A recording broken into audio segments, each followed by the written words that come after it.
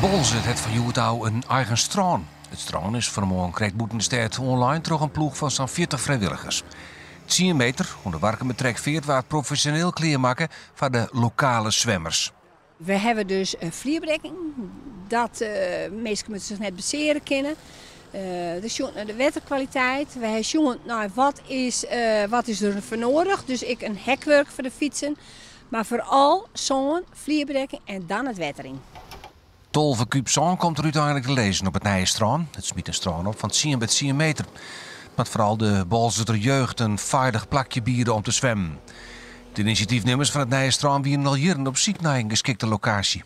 Ja, we hebben hier een loftzwembad meer in Bolzert en dat is wel heel erg jammer. En nu zwemmen er een heel soort bij in het kruiswater en dat is levensgevaarlijk. Dus wij zijn als Chillengroep, Stichting Chillen, met actie komen. En in gearworking met gemeente, provincie en wetenschap hebben we het nou toch realiseren kunnen. Het strand is van Joetouw hierpen en bloot ik de hele simmer hierpen.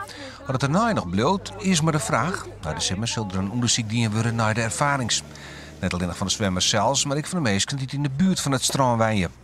Als het aan de jeugd leidt, bloot het strand hoe dan ik. Maar ja, wij vinden het superleuk en wie weet misschien komt ooit nog eens een keer een grote strand. Dat zou je hem dringen bij. Ja, dan kunnen we mooi met vrienden hier komen en kunnen we gewoon van het mooi weer genieten en alles. En zwemmen natuurlijk.